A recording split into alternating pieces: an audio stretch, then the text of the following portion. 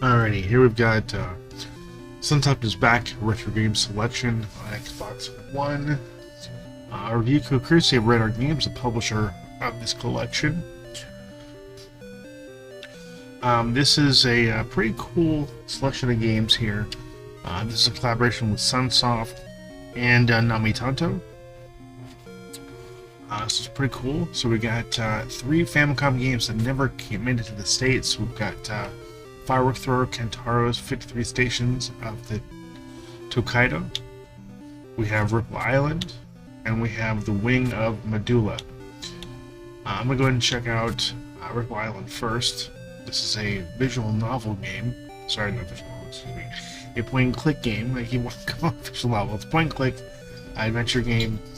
What I like about this is that you can rotate the cartridge, which is really cool. They did a really good job of replicating it in 3D. Pretty awesome. So once you select a game, you have the option to play it in English or Japanese. You also have the ability to check out the gallery for each game. Pretty cool. I really like the artwork. And then once you select a game, it'll load up here. Got a little animation there that you can go ahead and hold the or hit the LB and RB buttons together. This gives you your save state menu, so you can save the game, you can load the game state, you can reset the game, you can change the games. It takes you back to the game selection menu. You have display options down here. So you CRT filter on if you want. I choose to not use it. You can have different frames, which is pretty cool. I'm going to leave mine on default. And you have palette options like you do with all of the Namitanto games thus far that if you're using emulation. So you have Virtual Child, Game Child Contrast, Game Child, Vanilla, and Monochrome or Grayscale. Well, the Vanilla here, you got aspect ratio, so you got Pixel Perfect, widescreen, and 4:3. I prefer to play in 4:3 just because they are Famicom games and they look really good in 4:3 aspect ratio. There's some controls here, pretty standard. Then you have the manual for each game, which I think is kind of cool. The only thing I wish they would have done is translate the manual into English, especially for this game, because the icons don't really... some of them you don't know what they do. Like these arrows here, for example. But let's go and get to the game itself here. You also have the ability to rewind, which is really cool. I love the fact that you get to rewind if you want to.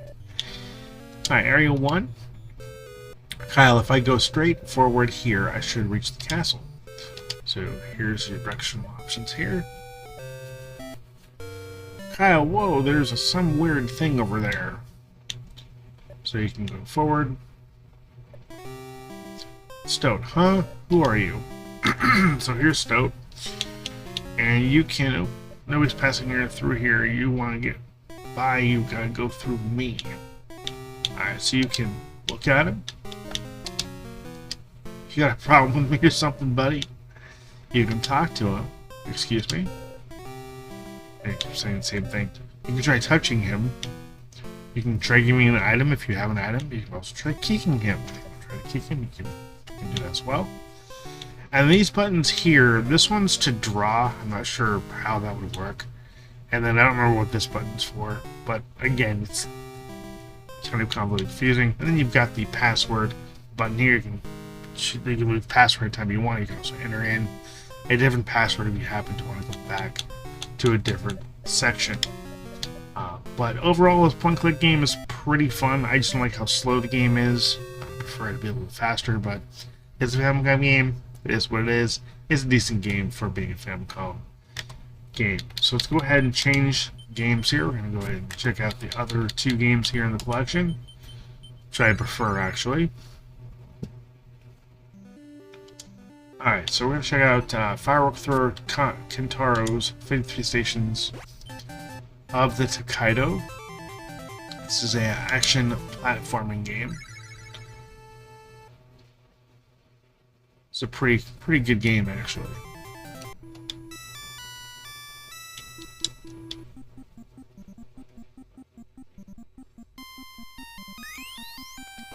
So you jump and you throw fireworks.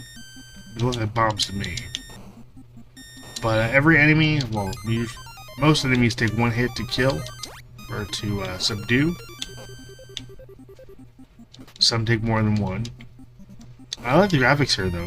Pretty cool for a Famicom game. Very bright and colorful. And really easy controls. Very easy to pick up and play. And once you get to the end of the stage, you get to go to the next stage. This is 2-player cooperative, so you can play cooperatively if you wish. That's pretty cool. I like that once you hit an enemy and subdue them, you can just run right past them. Again, very bright and colorful game here. This is actually probably my favorite game out of the collection. It's easy and fun to play. And let's go ahead and check out the last game here, which I really wanted to like. And don't get me wrong, it's a decent game, but I have a couple of issues with this. Let's go and check it out.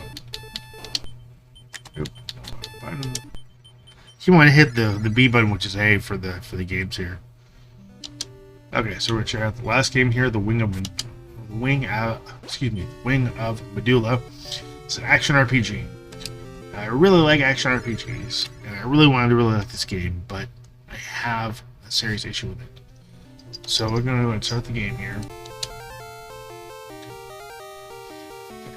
So this game immediately reminded me of like Rygar, meets Zelda 2, in a sense. So you Rygar in the sense that you come in these rooms and you pick up these items, and then you keep going. And this is essentially the game. So you just go from area to area, going through these rooms, picking up items, and in some cases, weapons. But my problem with the game, my only problem with the game, is how easily you get hit and how tough the enemies are to kill.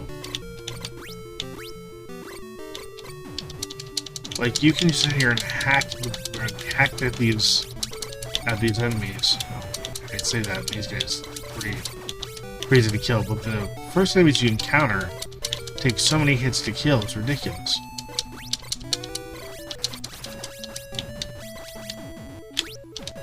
These guys, these purple guys here. Oh wow, I'm just gonna keep going.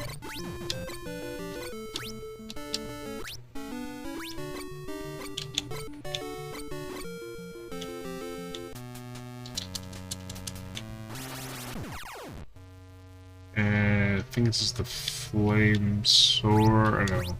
What is this? Not sure what that is actually. What is that?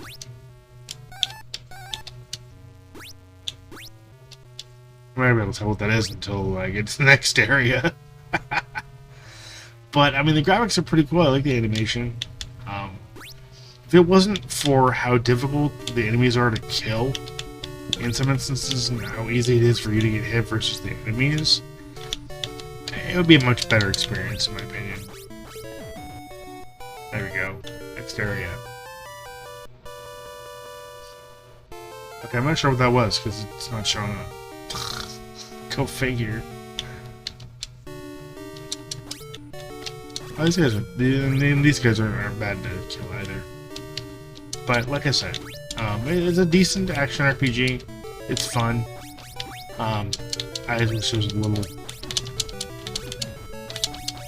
a little easier, I guess, if you will. But then again, it's a Famicom game, so really, how much easier can it be?